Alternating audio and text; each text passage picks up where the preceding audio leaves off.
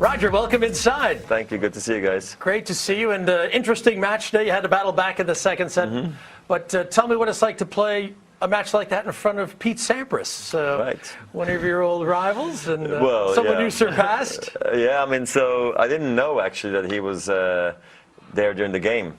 Unfortunately, I'm not sure if it's good or bad because, of course, I get excited when my hero from when I was young sits there front and center. But I remember that he was at Novak's game last night and that he was going to be here for the weekend and going to come to the tennis, but then this morning I didn't think of it. And then when the speaker told me that actually Pete was there, I was very, very happy and very excited because we still stay in touch, and I just love seeing Pete back at the tennis sometimes, you know, because he's an absolute legend. Keep going with that. At this stage of your life, of your career, what still gives you goosebumps? Saving break points and winning a game and you know, winning tournaments. Yeah, and I think playing in front of a big crowd and hearing a roar, and then playing in front of the likes of Pete Sampras, I think that sums it up right there. As a child, you famously did not specialize in tennis. Eat, drink, breathe tennis. You played other sports, you rode your bike. Now that you're an adult, what do you think the effect of that generalization is on your tennis? How's that helped you? Well, I think it helped me in a way that it didn't make me get bored of the game, you know, and I think that's why I would tell all the juniors and kids out there, do other sports too for fun. Go play squash, go ride your bike, go play basketball, go ski, whatever it is, until everything becomes a bit more serious and you can get really hurt. But until you're in the mid-teens, I think you can really do everything, and even later on too. Because if you only start focusing so much on one sport only, I feel like you can get burned out and start seeing the sport for a job rather than actually a hobby. And I still see tennis as my hobby. That became my dream job, you know. But so I think it's really good for the mind to do different sports, even though nowadays I've stopped everything because I'm just too scared to get hurt. Right. Well, speaking of kids, we saw your full complement of kids in the crowd today. They were there, yeah. And I have kids, and I had to make a decision about how I wanted to have them involved in tennis. Yeah. So what kind of relationship would you like to have your kids with the game of tennis? I'm happy if they can sit through a match and not get bored. Good luck and then they don't have to play tennis by any means. I'm happy if they enjoy playing tennis a little bit recreationally and with their friends. And if they choose to go pro, which I can't imagine, I'll support them, you know. But like again, I'd like them to try out different sports for now.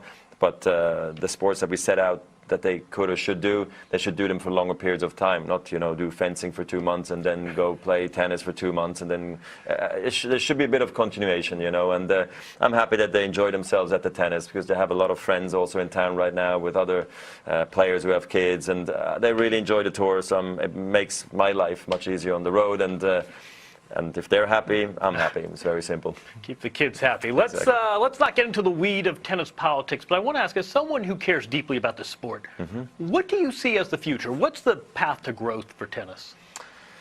Yeah, I'm not quite sure, to be honest. We're in a very interesting time, I think, where we need to have a clear plan, and I'm not sure what the plan is, and then that's the little thing, or the big thing I worry about, you know.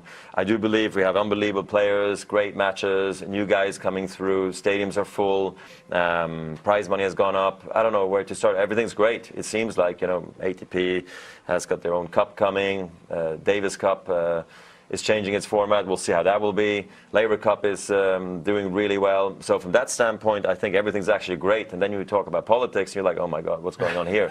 So I think we need to really figure it out. And I'd like to just feel the pulse a little bit of where we're about to go, because clearly we're going to need to decide who the new CEO is going to be, or, you know, the political side of the game has to do that. But I think I would like to take sort of an active role a little bit to some extent, as much time as I have and willing to give, just to be part of the process, because I think, like you said, I do care, and if I do care, I should put in a little work as well.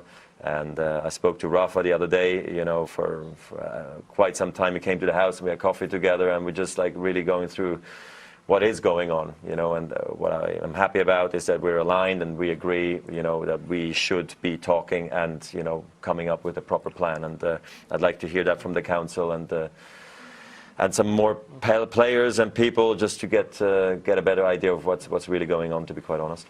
You made a fairly big personal decision this year in terms of your schedule, opting to play on the clay. I mean, how did you have such a change of heart when it came to adding clay to your schedule this year? Roland Garros and Madrid early on in the schedule? Yeah, I mean, I don't know if it was a change of heart. I just think it was never the plan to miss 3 French Opens, you know, to be honest. In 16, I had to. In 17, I went on clay for a couple of days until I spoke to the team and asked them, what do you guys think? I've had such a wonderful year so far. Don't know how the knee is going to react. I think it's going to be fine. But, you know, I just won, I think it was the Australian Open in Indian Wells, the Sunshine Double, yeah. And then, I don't know, I was on the clay and I asked the team what they thought. And they're like, well, just be really sure that you want to do this. And I was like, well, I'm not. So let's not do it. So that was the clay for 17. And then in 18, I was just not in the mood. I was just happy to have an extended break again for longevity reasons, that I could still stay in the game. And then this year I was just not in the mood to have a massive break. And I was also excited about the idea of going back on the clay, because I really feel the body's in a great place right now. And I'd like to play the French Open again and, you know, do a bit of that. So, and mix up the schedule again. So it actually came very naturally. And when I asked the team what they thought, they say, well, don't ask us. As long as you're happy to keep playing tennis, that's all we care about. And whatever tournaments you want to play, that's all good. So that was very nice of my team. Thrilled to have you. You have a great presence when you play. You also have quite a social media presence. You got to give us the backstory between this photo bombing, though, behind this. This was Monfils, and you saw this. This went viral. Yeah, that was funny. What happened here? So. Okay, where do I start here? So, Gail came up to me and was like, "Look, we got to bump up my my Gem Life followers here," and I'm like, "Okay, so what do you want me to do?" Staged. Yeah, well, and then I'm like, "Let's have some fun with it, you know? I don't know, do a video and I come and photobomb you, you know?" And Svitolina, she was so nervous she couldn't even look at me when Gail came over to ask me in Dubai. And then so at the end it's actually staged, but I didn't know what they were going to say. I didn't know what I was going to say, so at the end it's natural. But I mean, Gael, he's such a wonderful guy that I'm always up to do any silly, stupid jokes with him, you know. And I hope it's happening. I hope they're having their followers that they're looking for, and it's a fun page. So never mind 20 majors. Your kids are going to know you as social media booster. That's got a lot of currency today. An influencer, I guess. Whatever. Yeah, right. Roger, thanks for visiting with us. Congrats on the 100 titles, by the way. Thank you. Thanks again for being a part of our Tennis Channel desk. You're welcome. All right. Always a pleasure. Right.